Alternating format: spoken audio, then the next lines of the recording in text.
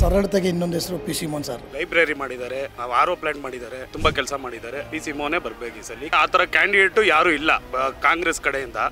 ಜನರಿಗೆ ಅವರು ರೀಚಬಲ್ ಆಗಿದ್ದಾರೆ, ಮತ್ತು ತುಂಬ ಯೋಜನೆಗಳು ತಂದಿದ್ದಾರೆ ನಮ್ಮ ವಾರ್ಡ್ಗೆ. ಅವರು ಎಂ ಪಿ ಲ್ಯಾಡಿಂದ ತುಂಬ ಕೆಲಸ ಮಾಡಿದ್ದಾರೆ.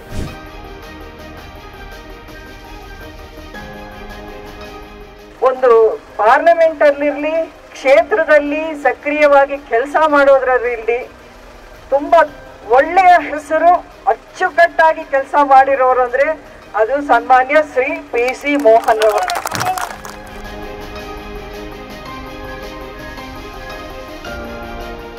ಯಾವುದೇ ಕೆಲಸ ಆಗ್ಬೇಕಂದ್ರೂ ಅವ್ರ ಹತ್ರ ಹೋದರೆ ಇಮ್ಮಿಡಿಯೇಟಾಗಿ ರೆಸ್ಪಾನ್ಸ್ ಮಾಡ್ತಾರೆ.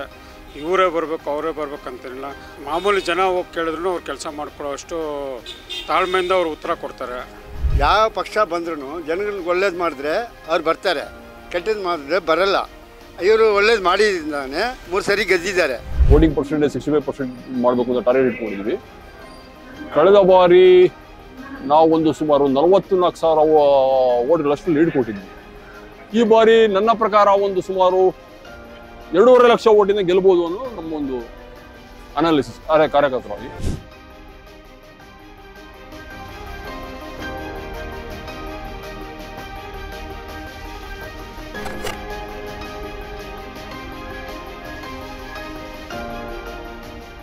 ಎಲ್ಲ ಕಡೆ ಎಲೆಕ್ಷನ್ ಬಿಸಿ, ಚುನಾವಣೆ ಸಂಭ್ರಮ.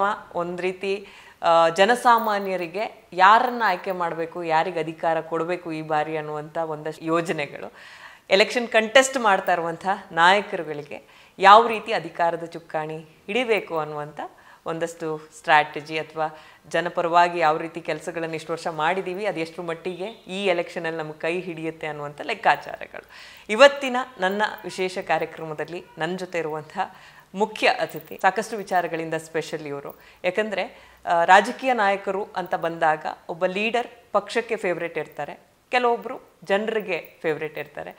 ಇವರು ವಿಚಾರಕ್ಕೆ ಬಂದರೆ ಇವರು ಪಕ್ಷಕ್ಕೂ ಫೇವ್ರೇಟು, ಜನರಿಗೂ ಫೇವ್ರೇಟು. ಸಾಕಷ್ಟು ವರ್ಷಗಳಿಂದ ತಮ್ಮದೇ ಆದಂಥ ರೀತಿಯಲ್ಲಿ ರಾಜಕೀಯ ರಂಗದಲ್ಲಿ ಬಹಳ ಜನಪರವಾದಂಥ ಕೆಲಸಗಳನ್ನು ಮಾಡ್ಕೊಂಡು ಬರ್ತಾ ಜನರಿಗೆ ತುಂಬಾ ಹತ್ತಿರವಾಗ್ತಾ ಇರುವಂಥ ಒಬ್ಬ ನಾಯಕ.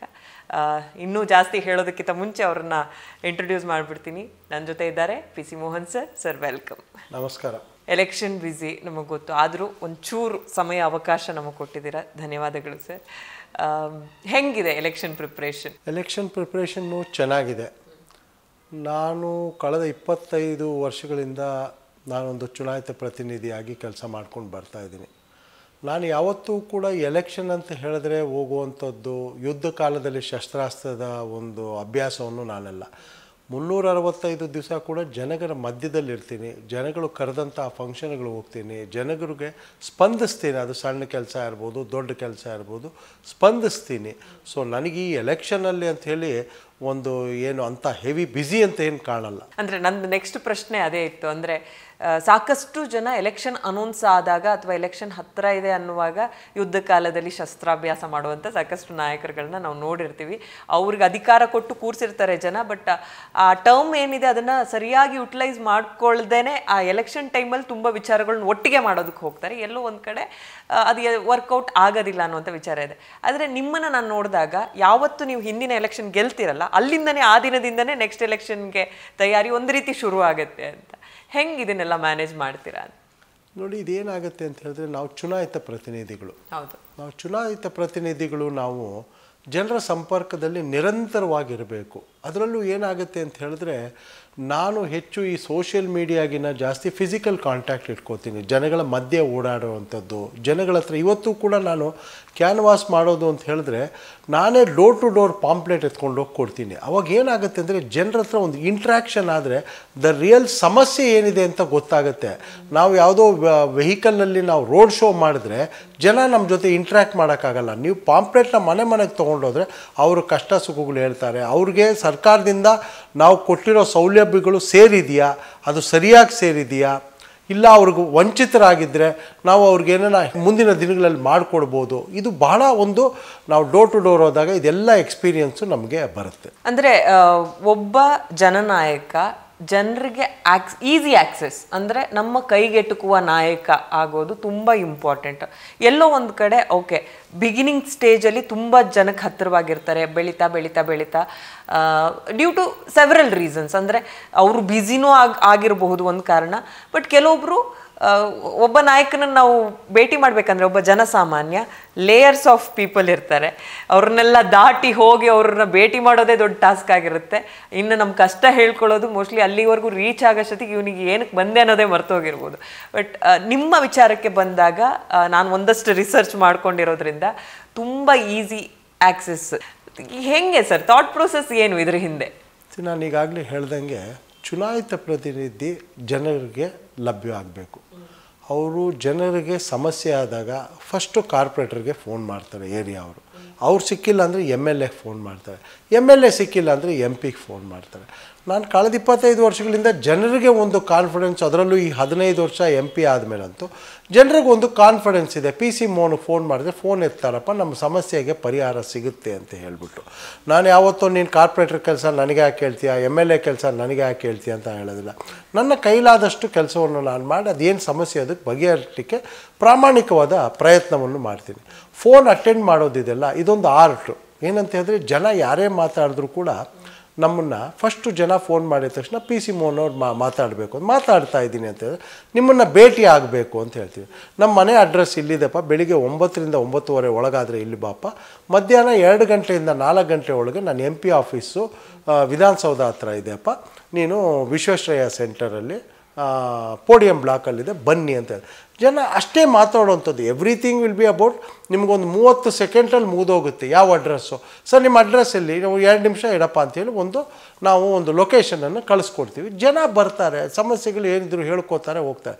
ಇದೇನಾಗುತ್ತೆ ಅಂತ ಹೇಳಿದ್ರೆ ನೀವು ಫೋನ್ ಅವಾಯ್ಡ್ ಮಾಡಿದ್ರೆ ಅವರು 6 ಫೋನಿಂದ ಟ್ರೈ ಮಾಡ್ತಾರೆ ನಮಗೆ. ಇದು ಜನಗಳು ಅರ್ಥ ಮಾಡ್ಕೊಳ್ಳೋದಿಲ್ಲ.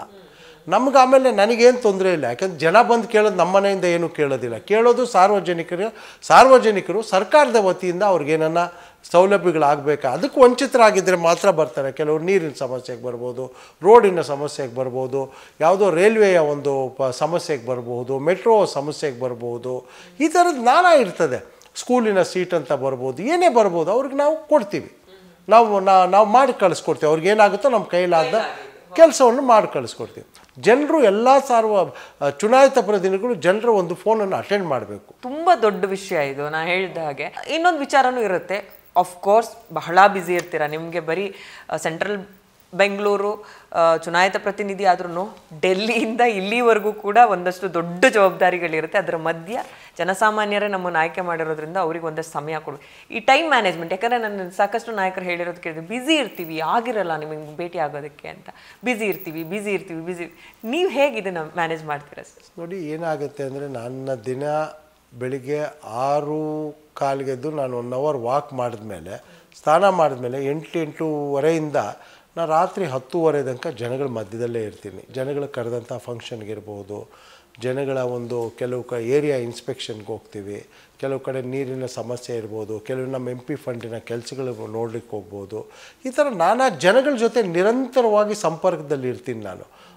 ಜನರಿಗೂ ಒಂದು ಖುಷಿ ಇದೆ, ನಮ್ಮ MP ಕರೆದ್ರು ಬರ್ತಾರಪ್ಪ, ಆಮೇಲೆ ಟೈಮಿಗೆ ಸರಿಯಾಗಿ ಬರ್ತಾರಪ್ಪ. ನಾನು ಯಾವಾಗ ಹೋದರೂ ಕೂಡ ನನ್ನ ಬೆಳಿಗ್ಗೆ 10 ಗಂಟೆಗೆ ಕರೆದ್ರೆ 10 ಗಂಟೆಗೆ ಕರೆಕ್ಟಾಗಿ ಹೋಗಿರ್ತೀನಿ ನಾನು. ಅದೊಂದು ಜನರು ಕೂಡ ಒಂದು ನನ್ನ ಕರೆಯುವಂಥವರು ಕೂಡ ಫಂಕ್ಷನ್ಸ್ಗೆ, ಸಂಘ ಸಂಸ್ಥೆಗಳಿಗೆ, ಸಮಾಜದ ಫಂಕ್ಷನ್ಗಳಿಗೆ ಎಲ್ಲರಿಗೂ ಗೊತ್ತಿದೆ. PC ಮೋಹನ್ MP ಕರೆದ್ರೆ ಅವ್ರು ಕರೆದಿದ್ದ ಟೈಮಿಗೆ ಕರೆಕ್ಟಾಗಿ ಬಂದಿರ್ತಾರಪ್ಪ, ಅವ್ರು ಡಿಲೇ ಮಾಡೋದಿಲ್ಲ, ನಾವು ಕರೆಯುವಾಗ ಅವ್ರನ್ನ ಕರೆಕ್ಟ್ ಟೈಮಿಗೆ ಕರಿಬೇಕು ಅಂಥೇಳಿ ಆ ಥರ ನಾನು ಟೈಮಿಂಗ್ ಮೇಂಟೈನ್ ಮಾಡಿಕೊಂಡೆ. ಅವ್ರಿಗೆ ಗೊತ್ತು, ಬಂದು ಯಾವುದೇ ಕಾರಣ ಎಷ್ಟೊತ್ತೇ ಆದರೂ ಕೂಡ PC ಮೋಹನ್ ಅವ್ರು ಬಂದು ನಮ್ಮ ಜೊತೆ ಒಂದು ಸ್ವಲ್ಪ ಟೈಮ್ ಇದ್ದು ಹೋಗ್ತಾರೆ ಅನ್ನೋ ಒಂದು ಕಾನ್ಫಿಡೆನ್ಸ್ ಇದೆ. ಜನಕ್ಕೂ ಇನ್ನೊಂದು ಹೇಳ್ತಾರೆ, ರಾಜಕೀಯದಲ್ಲಿ ಏನಾಗುತ್ತೆ ಅಂದರೆ ಯಾರು ಅಟೆಂಡ್ ಮಾಡ್ತಾರೋ ಅವ್ರಿಗೆ ಫಂಕ್ಷನ್ಗೆ ಇನ್ವಿಟೇಷನ್ ಕೊಡ್ತಾರೆ. ಕೆಲವು ರಾಜಕಾರಣಿಗಳು ಅಟೆಂಡ್ ಮಾಡಲ್ಲ, ಅವ್ರಿಗೆ ಇನ್ವಿಟೇಷನ್ ಹೋಗೋದಿಲ್ಲ, ಒಂದ್ಸಲ ಕೊಡ್ತಾರೆ, 2 ವರ್ಷ ಕೊಡ್ತಾರೆ. ನಮ್ಮದು ನಾವು ರೆಗ್ಯುಲರ್ ಅಟೆಂಡ್ ಮಾಡ್ತೀವಿ, ಕೊಡ್ತಾರೆ. ನಾ ಸಣ್ಣ ಫಂಕ್ಷನ್ನು ದೊಡ್ಡ ಫಂಕ್ಷನ್ ಅಂತ ನೋಡೋಲ್ಲ. ನಾನು ಇದು ಕೇಳ್ಪಟ್ಟೆ, ಒಂದು ದಿನಕ್ಕೆ ಒಂದು 30 ಕಾರ್ಯಕ್ರಮಕ್ಕೆ ಭೇಟಿ ನೀಡಿರೋದು ಇದೆ, 5 ನಿಮಿಷ ಅಂತ ಅಷ್ಟೇ. ಇನ್ನೇನು ಮಾಡ್ತೀವಿ? ಅದು ಆ್ಯಕ್ಚುಲಿ ಏನಂತಾರೆ, ನೀವು ಅಡಾಪ್ಟ್ ಮಾಡ್ಕೊಂಡು ಬಂದಿರೋ ಒಂದಷ್ಟು ವಿಚಾರಗಳು, ಅದನ್ನು 1 ವರ್ಷ ಮೇಂಟೈನ್ ಮಾಡ್ಬೋದು ಸರ್, 2 ವರ್ಷ ಮಾಡ್ಬೋದು. ಸತತವಾಗಿ ಇಷ್ಟು ವರ್ಷಗಳು ಅದನ್ನೇ ಮೇಂಟೈನ್ ಮಾಡ್ಕೊಂಡು ಜನರಿಗೆ ಎಷ್ಟು ಸಾಧ್ಯನೋ ಅಷ್ಟು ಹತ್ತಿರದಲ್ಲಿ ಇರೋದಿದೆಯಲ್ಲ, ನಿಮ್ಗೆ ಏನು ಅನ್ಸುತ್ತೆ? ಈಗ ನೀವು ಒಂದು ವಿಸಿಟ್ ಮಾಡಿದಾಗ, ಈಗ ನಾನು ಹೇಳಿದೆ ಒಂದು ಸಾವಿನ ಮನೆಯಿಂದ ಹಿಡಿದು ಒಂದು ಮದುವೆ ಮನೆವರೆಗೂ ಯಾವುದೋ ಚಿಕ್ಕ ಕಾರ್ಯಕ್ರಮ ದೊಡ್ಡ ಕಾರ್ಯಕ್ರಮ ಆದರೂ ಒಂದು 5 ನಿಮಿಷಕ್ಕೆ ನೀವು ಹೋಗಿ ಬಂದರು ಜನರಿಗೆ ಅದೆಷ್ಟು ನೆನಪಲ್ಲಿ ಇರುತ್ತೆ? ಅಥವಾ ಸಂಸದರು ನಮ್ಮ ಮನೆಗೆ ಬಂದಿದ್ರು ಅಂತ. ಈಗ ಏನಾಗುತ್ತೆ, ನಮ್ಮ ಮತದಾರ ಇರ್ಬೋದು, ನಮ್ಮ ಕಾರ್ಯಕರ್ತ ಇರಬಹುದು, ಅವರ ಮನೆಯಲ್ಲಿ ಒಂದು ಮದುವೆ ಆದಾಗ ಆ ಕಾರ್ಡ್ ಕೊಡ್ತಾರೆ. ನಾವು ಹೋಗಿ ಬಂದಾಗ ನಮ್ಮ ಸಂಸದರು ಬಂದಿದ್ದರು ನಮ್ಮ ಮಗಳ ಮದುವೆಗೆ, ನಮ್ಮ ಸಂಸದರು ನನ್ನ ಮಗನ ಮದುವೆಗೆ ಬಂದಿದ್ರು, ನಮ್ಮ ಮನೆ ಫಂಕ್ಷನ್ಗೆ ಬಂದಿದ್ದರು ಅನ್ನೋದಾಗುತ್ತೆ. ನಮ್ಮ ಮತದಾರನಿಗೂ ಕೂಡ ಆಗುತ್ತೆ. ಆ ಮದುವೆಗೆ ಹೋದಾಗ ನಮಗೆ ಒಂದು 500-1000 ಜನ ಇರ್ತಾರೆ, ಅವರು ಕೂಡ ನಮ್ಮನ್ನು ಭೇಟಿ ಮಾಡ್ತಾರೆ. ನಾವು ಕೂಡ ಅವ್ರ ಹತ್ರ ಒಂದು 5-10 ನಿಮಿಷ ಒಂದು ಇಂಟ್ರ್ಯಾಕ್ಷನ್ ಮಾಡ್ತೀವಿ. ಅವರು ಹೇಳ್ತಾರೆ ನಮ್ಮದೇನೋ ಕೆಲಸ ಇದೆ, ನಾವು ಬರ್ತೀವಿ ಅಂತ. ಇದು ಏನಾಗುತ್ತೆ ಅಂದರೆ, ಸಾರ್ವಜನಿಕ ಸಭೆಗಳಿಗೆ ಹೋದಾಗ, ದೊಡ್ಡ ದೊಡ್ಡ ಮದುವೆಗಳಾಗಲಿ ಅದಕ್ಕೆ ಇದಕ್ಕೆ ಹೋದಾಗ ಜನರ ಒಂದು ಸಂಪರ್ಕನೂ ಬೆಳೆಯುತ್ತೆ. ಜನರಿಗೂ ಕೂಡ ನಾವು ಕಾಣಿಸ್ಕೋತೀವಿ. ಅವ್ರು ಜನರಿಗೊಂದು ಗೊತ್ತಾಗುತ್ತೆ, ಅಪ್ಪ ಇವರು ಕಾಮನ್ ಒಬ್ಬ MP, ಯಾರು ಹೋದರೂ ಕೂಡ ಸಿಗ್ತಾರಪ್ಪ ಅಂತೇಳಿ 10 ಜನ ಮಾತಾಡ್ಕೋತಾರೆ. ಜನರು ಕೂಡ ಹಂಗೆ ಬರ್ತಾರೆ ನಮ್ಮ ಹತ್ರ. ಇನ್ನು ನಾನು ಇಂಟ್ರೊಡಕ್ಷನಲ್ಲೇ ಮಾತಾಡ್ತಾ ಇದ್ದೆ, ಒಂದಷ್ಟು ಜನ ನಾಯಕರು ಜನರಿಗೆ ಫೇವ್ರೇಟು, ಇನ್ನೊಂದಷ್ಟು ಜನ ಪಕ್ಷಕ್ಕೆ ಫೇವ್ರೇಟು. ಬಟ್ ನೀವು ಎರಡು ಒಂದು ರೀತಿ ಪಕ್ಷಕ್ಕೂ ಆತ್ಮೀಯರು, ಬಹಳ ಫೇವ್ರೇಟು, ಈ ಕಡೆ ಜನರಿಗಂತೂ ಫೇವ್ರೇಟ್, ನಮಗೆ ಗೊತ್ತು. ಇತ್ತೀಚಿನ ದಿನಗಳು ಅಥವಾ ಇತ್ತೀಚಿನ ಒಂದಷ್ಟು ವರ್ಷಗಳು ನೋಡಿದಾಗ ಒಬ್ಬ ಪೊಲಿಟಿಕಲ್ ಲೀಡರು ಅಥವಾ ಅಧಿಕಾರದಲ್ಲಿರಲಿ ಅಧಿಕಾರದಲ್ಲಿಲ್ಲದೆ ಇರಲಿ ಅವ್ರದ್ದೊಂದು PR ಟೀಮ್ ಇರುತ್ತೆ, ಒಂದಷ್ಟು ಮಾರ್ಕೆಟಿಂಗ್ ಸ್ಟ್ರಾಟಜೀಸ್ ಇರುತ್ತೆ. ಅದರಲ್ಲೂ ಎಲೆಕ್ಷನ್ ಹತ್ರ ಬಂತು ಅಂದ ತಕ್ಷಣ ಅಥವಾ ಆ ಟರ್ಮಲ್ಲೇ ಪ್ರತಿ ಸಲನೂ ನಾನು ನ್ಯೂಸಲ್ಲಿರಬೇಕು, ನಾನೇನೋ ಒಂದು ಸ್ಟೇಟ್ಮೆಂಟ್ ಎಲ್ಲ ವಿಚಾರದ ಮೇಲೂ ನನ್ನೊಂದು ಸ್ಟೇಟ್ಮೆಂಟ್ ಕೊಡಬೇಕು, ಸೆಲ್ಫ್ ಮಾರ್ಕೆಟಿಂಗ್ ಮಾಡ್ಕೊಬೇಕು, ಅಬ್ಬರ ಜೋರಿರಬೇಕು, ಇದೆಲ್ಲ ಇದ್ದಾವೆ. ಮೋಹನ್ ಸರ್ ಅದೆಲ್ಲದಕ್ಕೂ ಒಂಚೂರು ಬೇರೆ ಥರವಾಗಿ ನಿಲ್ಲುವಂಥ ನಾಯಕ ಅಂತ ನನಗೆ ಅನಿಸುತ್ತೆ. ಕೆಲಸ ತುಂಬ ಮಾತಾಡುತ್ತೆ ನಿಮ್ಮದು. ಈ ಎಲ್ಲ ಥಾಟ್ಸ್ ಬಗ್ಗೆ ಏನು ಹೇಳ್ತೀರಾ ಸರ್, ಈ ಥರ ಒಂದು ಪ್ರಮೋಷನ್ ಸ್ಟ್ರಾಟಜೀಸ್ ಬಗ್ಗೆ? ಒಬ್ಬೊಬ್ಬರು ಒಂದೊಂದು ಥರ different way of their marketing themselves. ಅದರ ರಾಜಕಾರಣಿಗಳು ಒಬ್ಬರು ಸೋಷಿಯಲ್ ಮೀಡಿಯಲ್ಲಿ ಜಾಸ್ತಿ ಇರ್ತಾರೆ. ನಾನು ಕಳೆದ 25 ವರ್ಷಗಳಿಂದ ಹಿಂದೆ ನಾನು ಫಸ್ಟ್ ಟೈಮ್ 99ರಲ್ಲಿ ನಾನು ಗೆದ್ದಾಗ MLA ಆಗಿ ಗೆದ್ದೆ. ಅದಾದಮೇಲೆ 2000 ಆವಾಗ ಈ ಸೋಷಿಯಲ್ ಮೀಡಿಯಾ ಅನ್ನೋದೆಲ್ಲ ಏನಿರಲಿಲ್ಲ. ಜನರ ಜೊತೆ ಡೈರೆಕ್ಟ್ ಸಂಪರ್ಕದಲ್ಲಿರಬೇಕು. ನಾನು ಅದೇ ಅದನ್ನೇ ಬೆಳೆಸ್ಕೊಂಡು ಬಂದಿದ್ದೀನಿ. ಈಗ ಹೊಸ್ದಾಗಿ ಸೋಷಿಯಲ್ ಮೀಡಿಯಾ ಅದು ಇದು ಬಂದಿದೆ, ಅದನ್ನು ಕೂಡ ಇಟ್ಕೊಂಡಿದ್ದೀವಿ. ಆದರೆ ನಾವು ಜಾಸ್ತಿ I believe in hardware then software. Super, ಸಕ್ಕತ್ ಡೈಲಾಗ್. ಇದು ನಾವು ಖಂಡಿತ ಜನಗಳ ಮಧ್ಯೆ ಇರ್ತೀವಿ. ಇವಾಗ ನೋಡಿ ಏನಾಗುತ್ತೆ ಅಂತ ಹೇಳಿದ್ರೆ, ಬೆಂಗಳೂರು ಸೆಂಟ್ರಲ್ ಕ್ಷೇತ್ರ ಅತಿ ಒಂದು ಬಡವ ಕೂಡ ಇದ್ದಾನೆ, ಬಹಳ ಶ್ರೀಮಂತನೂ ಇದ್ದಾನೆ. ಇವಾಗ ಬಡವ ಸ್ಲಮ್ಮಲ್ಲಿರೋನಿಗೆ ನಾವು ಸೋಷಿಯಲ್ ಮೀಡಿಯಾ ಕೆಲಸ ನಡೆಯೋದಿಲ್ಲ. ಅಲ್ಲಿ ನಾವು ಫಿಸಿಕಲ್ ಹೋಗಿ ಅವ್ರ ಜೊತೆ ನಾವು ಸಂಪರ್ಕದಲ್ಲಿದ್ದು ಅವರ ಸಮಸ್ಯೆಗಳನ್ನು ಬಗೆಹರಬೇಕು. ಸೋಷಿಯಲ್ ಮೀಡಿಯಾ ಇರ್ತದೆ, ಎಜುಕೇಟೆಡ್ ಇರ್ತಾರೆ, ಆಫೀಸ್ಗೆ ಹೋಗೋರು, IT ಅಂಥವ್ರಿಗೆ ಇದು ಕೂಡ ಸೋಷಿಯಲ್ ಮೀಡಿಯಾ ಕೂಡ ಒಂದು ಬಹಳಷ್ಟು ವರ್ಕ್ ಆಗುತ್ತೆ. ನಾವು ಎರಡೂ ಇರಬೇಕು, ಒಂದೇ ಥರ ಇದೆ. ಯಾಕೆಂದರೆ ಬೆಂಗಳೂರು ಒಂದು ಕ್ಷೇತ್ರದಲ್ಲಿ ಬಡವರು ಮತ್ತು ಸಾಹುಕಾರರು ಎಲ್ಲರೂ ಇದ್ದಾರೆ, ಮಧ್ಯಮ ವರ್ಗದವರು ಇದ್ದಾರೆ. ನಾವು ಈ ಥರ ಇದ್ದರೆ ಎಲ್ಲರನ್ನೂ ಕೂಡ ರೀಚ್ ಆಗುವಂಥದ್ದು ಆಗುತ್ತೆ. ಮೋದಿಜಿಯವರಿಗಾಗಲಿ ಪಕ್ಷಕ್ಕಾಗಲಿ ಹೈಕಮಾಂಡ್ಗಾಗಲಿ ಎಷ್ಟು ಪ್ರೀತಿ ಪಾತ್ರರು ಅಥವಾ ನಿಮ್ಮನ್ನು ಎಲ್ಲ ವಿಚಾರದಲ್ಲೂ ಕನ್ಸಿಡರ್ ಮಾಡೋ ರೀತಿ ನೋಡಿದಾಗ ಪಕ್ಷಕ್ಕೆ ಹತ್ತಿರ ಆಗೋದು ಯಾವ ಥರ ಅಂತ ನಿಮ್ಗೆ ಅನ್ಸುತ್ತೆ? ಜನರಿಗೆ ಹೌದು ಜನಪರ ಕೆಲಸಗಳನ್ನ ಮಾಡಬೇಕು, ಪಕ್ಷಕ್ಕೂ ಹತ್ತಿರ ಆಗಬೇಕಂದ್ರೆ ನೋಡಿ ಒಂದೇನಾಗುತ್ತೆ ಅಂತ ಹೇಳಿದ್ರೆ, ನಿಮ್ಮ ಎರಡೂ ಪ್ರಶ್ನೆಗೆ ನಾನು ಉತ್ತರ ಕೊಡ್ತೀನಿ. ನೋಡಿ, ಪಕ್ಷ ನನ್ನನ್ನು 4ನೇ ಬಾರಿಗೆ ಕಂಟಿನ್ಯೂಯಸ್ ಆಗಿ ಬೆಂಗಳೂರು ಸೆಂಟ್ರಲಿಂದ ಸೀಟ್ ಕೊಡ್ತಾರೆ. ಅಂದರೆ ಅವರು ಎಲ್ಲ ಅಳೆದು ತೂಗಿ ಇವರು ಕ್ಷೇತ್ರದಲ್ಲಿ ಹೇಗಿದ್ದಾರೆ, ಜನಸಂಪರ್ಕದಲ್ಲಿದ್ದಾರೆ, ಜನರ ಒಂದು ಅಭಿಪ್ರಾಯ ಇದೆಯಾ ಇವ್ರ ಮೇಲೆ, ಎಲ್ಲವನ್ನೂ ಕೂಡ ಸರ್ವೆಗಳು ಮಾಡ್ತಾರೆ. ಯಾಕೆಂತ ಇವತ್ತು ಚುನಾವಣೆಯಲ್ಲಿ 543 ಸೀಟಲ್ಲಿ 400 ಪಾರ್ ಅಂತ ಹೇಳಿಬಿಟ್ಟು ನಮ್ಮ ನರೇಂದ್ರ ಮೋದಿಯವರು 400 ಸೀಟಕ್ಕೂ ಹೆಚ್ಚು ಬರಬೇಕು NDA ಅನ್ನಿರುವಾಗ ಸರ್ವೆಗಳೆಲ್ಲ ಮಾಡ್ತಾರೆ. ಸರ್ವೆಯಲ್ಲೂ ಕೂಡ ಒಳ್ಳೆಯ ಹೆಸರು ಬಂದಿರಬೇಕು, ಹಂಗೆ ನೋಡಿ ಮಾಡ್ತಾರೆ. ಅಂದರೆ ನಾವು ಜನಗಳ ಜೊತೆನೂ ಇರಬೇಕು. ಅದ್ರ ಜೊತೆಗೆ ಪಾರ್ಟಿಯಲ್ಲಿ ಒಳ್ಳೆಯ ಹೆಸರು ತೊಗೊಂಡಿದ್ದಾರೆ, ಕಾಂಟ್ರವರ್ಸಿ ಇಲ್ಲ, ನಾವು ಜನರ ಮಧ್ಯದಲ್ಲಿ ಇರ್ತೀವಿ. ಅದು ನೋಡಿ ಜನ ಪಾರ್ಟಿನೂ ಕೂಡ ಗುರುತಿಸಿ 4ನೇ ಬಾರಿಗೆ ಕಂಟಿನ್ಯೂಯಸ್ ಆಗಿ ಸೀಟ್ ಕೊಡ್ತು. ಜನರು ಕೂಡ ನನ್ನ ಕೆಲಸವನ್ನು ಮೆಚ್ಚಿ 3 ಬಾರಿ ಗೆಲ್ಲಿಸಿದ್ದಾರೆ ಆಲ್ರೆಡಿ. ಇನ್ನೊಂದು ಬಾರಿ ಕೂಡ ಈ ಬಾರಿ 2024 ಚುನಾವಣೆಯಲ್ಲೂ ಕೂಡ ಕಳೆದ ಬಾರಿಗಿನ ಹೆಚ್ಚಿನ ಮತದ ಅಂತರದಲ್ಲಿ ಗೆಲ್ಲಿಸ್ತಾರೆ ಅನ್ನೋ ವಿಶ್ವಾಸ ನನಗಿದೆ. ಸೂಪರ್. ಇನ್ನು ನಿಮ್ಮ ಕ್ಷೇತ್ರದ ವಿಚಾರಕ್ಕೆ ಬಂದರೆ ಒಂದು ರೀತಿ ಸೆಂಟ್ರಲ್ ಬೆಂಗಳೂರು ಮಿನಿ ಇಂಡಿಯಾ ಅಂತ ಹೇಳಿದ್ರೆ ಬಹುಶಃ ತಪ್ಪಾಗೋದಿಲ್ಲ. ಯಾಕಂದರೆ ಎಲ್ಲ ಲ್ಯಾಂಗ್ವೇಜ್ ಸ್ಪೀಕಿಂಗ್ ಜನರಿಂದ ಹಿಡಿದು ಎಲ್ಲ ಜನಾಂಗದವರು, ಎಲ್ಲ ಸ್ಟೇಟ್ ಅವರು ಇರೋವಂಥದ್ದು. ಅಂದರೆ ಇಲ್ಲಿಂದ ರಾಜಾಜಿನಗರದಿಂದ ಹಿಡಿದು ವೈಟ್ ಫೀಲ್ಡ್ ಆಗಿರ್ಬೋದು, ಇಂದಿರಾನಗರ್, ಹಲ್ಸೂರು, ಅಲ್ಲಿವರೆಗೂ ಇದೆ. ಒಂದಷ್ಟು ಡಿಫ್ರೆಂಟ್ ಚಾಲೆಂಜಸ್ ಅಂತೂ ಇದ್ದೇ ಇರುತ್ತೆ. ನಿಮಗೆ ತುಂಬ ಚಾಲೆಂಜಿಂಗ್ ಅನಿಸೋ ವಿಚಾರ ಯಾವುದು? ಒಬ್ಬ ಲೀಡರ್ ಆಗಿ ತುಂಬ ಸಂತೃಪ್ತಿ ಕೊಟ್ಟಂಥ ಕೆಲಸ ಯಾವುದು? ನೋಡಿ, ನಾನು ಹಿಂದೆ 10 ವರ್ಷ 1999ರಿಂದ 2008ರವರೆಗೂ ಕೂಡ 10 ವರ್ಷಗಳ ಕಾಲ ನಾನು MLA ಆಗಿ ಕೆಲಸ ಮಾಡಿದೆ. ಅದು ಒಂದು ಸಣ್ಣ ಕಾನ್ಸ್ಟಿಟ್ಯುನ್ಸಿ ಇತ್ತು, ಅಲ್ಲಿ ಎಲ್ಲರೂ ಕೂಡ ಗುರುತಿದ್ದಂಥವ್ರೆ.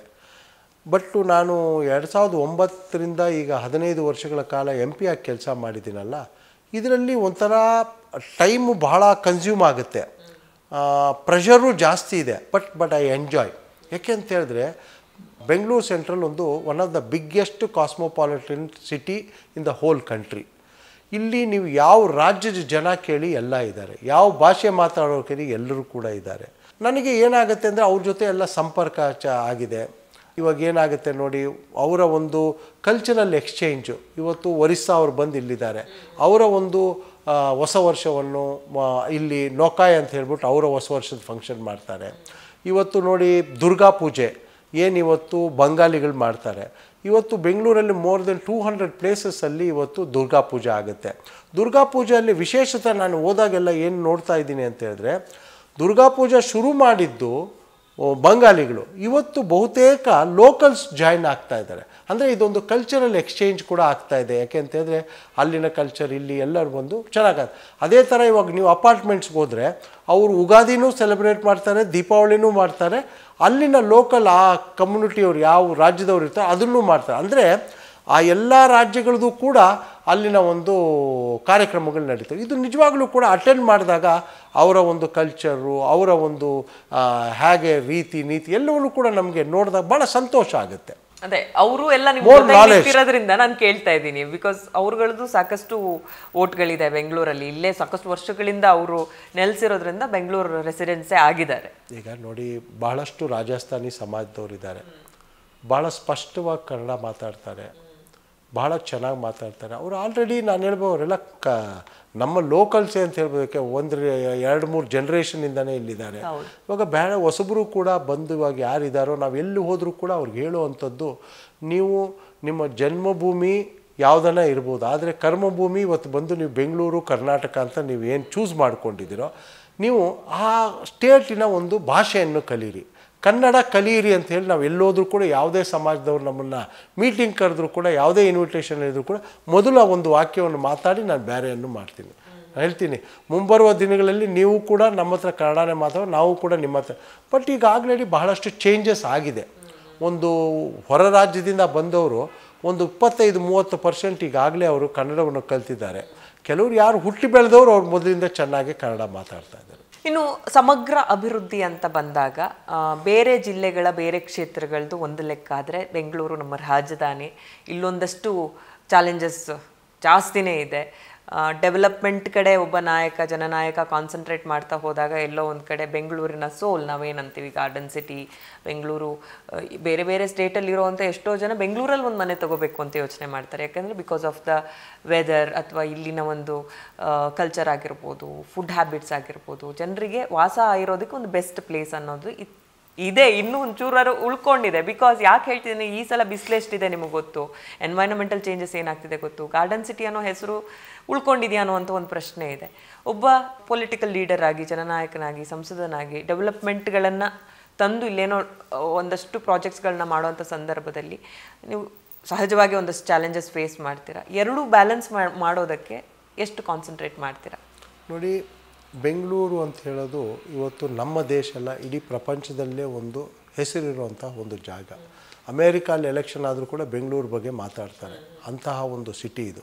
ಎಲ್ರಿಗೂ ಕೂಡ ಇಲ್ಲಿ ನಮ್ಮ ಸ್ಥಳೀಯ ಕರ್ನಾಟಕದವ್ರಿಗೂ ಕೂಡ ನಮ್ಮ ಬೆಂಗಳೂರಲ್ಲಿ ಒಂದು ಮನೆ ಇರಬೇಕು ಅಂತ ಹೇಳಿರ್ತಾರೆ. ಯಾರೋ ಬಳ್ಳಾರಿಯಲ್ಲಿ ವಾಸ ಮಾಡೋನು ನಮಗೊಂದು ಬೆಂಗಳೂರಲ್ಲಿ ಮನೆ ಇರಲಿ ಅಂತಾರೆ, ಮಕ್ಕಳು ಓದೋಕ್ಕೊಂದು ಜಾಗ.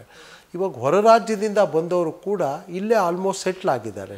ಯಾವುದು IT-ಯಲ್ಲಿ ಕೆಲಸ ಮಾಡೋವಂಥವ್ರು ಭಾಳ ಜನ ಅವರೆಲ್ಲ ಇಲ್ಲೇ ಸೆಟ್ಲ್ ಆಗಿದ್ದಾರೆ. ಅವರು ಕೂಡ ಇದೇನಾಗ್ತಾ ಇದೆ ಅಂತ ಹೇಳಿದ್ರೆ ಬೆಂಗಳೂರು ಮೇಲೆ ಹೆಚ್ಚಿನ ಒಂದು ಪ್ರೆಷರು ಜಾಸ್ತಿ ಆಗ್ತದೆ. ಈಗ 1,40,00,000 ಜನ ಇದ್ದಾರೆ.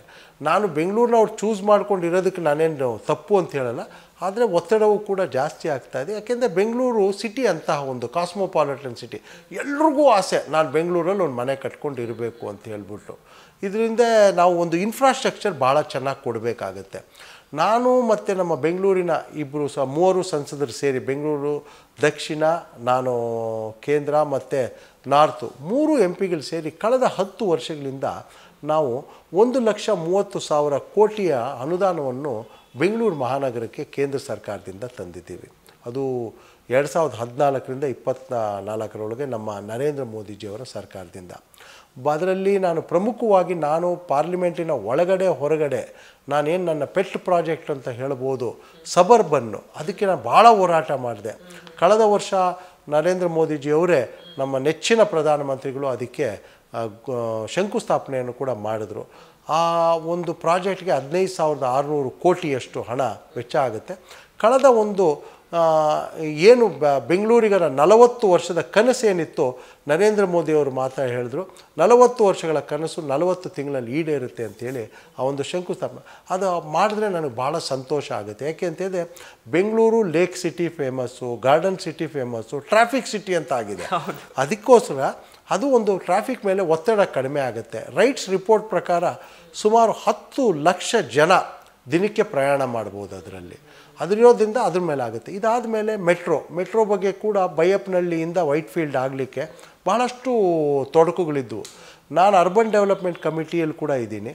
ಆವಾಗ ಅಂದಿನ ಕರೋಲಾ ಅನ್ನೋರು MD ಇದ್ದರು. ಅವ್ರನ್ನ ನಾನು ಅಲ್ಲಿಗೆ ಡೆಲ್ಲಿಗೆ ನಮ್ಮ ಕಮಿಟಿ ಮುಂದೆ ಮೀಟಿಂಗಿಗೆ ಕರೆಸಿ ಸಮಸ್ಯೆಗಳೇನಿದೆಯೋ ಅವೆಲ್ಲವನ್ನು ಕೂಡ ಬಗೆಹರಿಸಲಿಕ್ಕೆ ಅಲ್ಲಿನ UDಯಲ್ಲಿ ಮತ್ತು ಇಲ್ಲಿನ ರಾಜ್ಯ ಸರ್ಕಾರಕ್ಕೂ ಇನ್ಸ್ಟ್ರಕ್ಷನ್ ಕೊಡಿಸಿ ಇವತ್ತು ಮೆಟ್ರೋ ವೈಟ್ಫೀಲ್ಡು ಕೂಡ ಚೆನ್ನಾಗಾಗಿದೆ.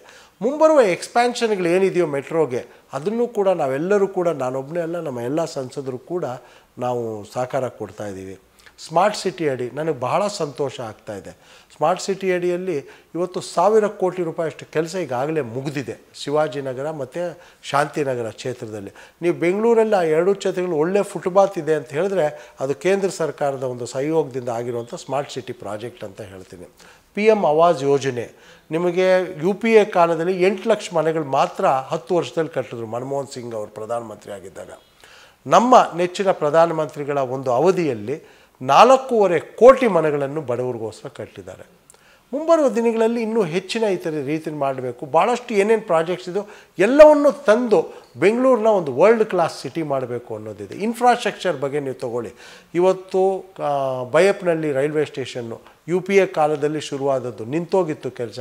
310 ಕೋಟಿಯಲ್ಲಿ ಇವತ್ತು ಯಾವುದೇ ವಿಮಾನ ನಿಲ್ದಾಣಕ್ಕೆ ಕೂಡ ಕಡಿಮೆ ಇಲ್ದಿರ ಏರ್ ಕಂಡೀಷನ್ ರೈಲ್ವೆ ಸ್ಟೇಷನ್ ಇವತ್ತು ಸರ್ ಎಂ ವಿಶ್ವೇಶ್ವರಯ್ಯ ಟರ್ಮಿನಲ್ ನೋಡ್ತಿದ್ದೀರಿ, ನನ್ನ ಕ್ಷೇತ್ರದ್ದೇ ಅದು. ಇವತ್ತು ಕಂಟ್ರೋನ್ಮೆಂಟ್ ರೈಲ್ವೆ ಸ್ಟೇಷನ್ನು 480 ಕೋಟಿ ರು ವೆಚ್ಚದಲ್ಲಿ ಇವತ್ತು ಒಳ್ಳೆಯ ಒಂದು ರೈಲ್ವೆ ಸ್ಟೇಷನ್ ಆಗ್ತಾಯಿದೆ. ಅದರಲ್ಲಿ ನಮಗೆ 1000 car parking, 2,000 two wheeler parking, ಇಷ್ಟು ದೊಡ್ಡ ಪಾರ್ಕಿಂಗ್ ಫೆಸಿಲಿಟಿ ಇದೆ. ಅದರಿಂದ ಬಹಳಷ್ಟು ಉಪಯೋಗ ಇದೆ. ಯಾಕೆ ಅಂತ ಹೇಳಿದ್ರೆ ಇವತ್ತು ಸಬರ್ಬನ್ನು ಮುಂದಕ್ಕೆ ಭಾಳ ಒಂದು ರಿಯಾಲಿಟಿ ಆಗುತ್ತೆ. ಯಾಕೆಂದರೆ 10 ಲಕ್ಷ ಜನ ಪ್ರಯಾಣ ಮಾಡ್ತಾರೆ.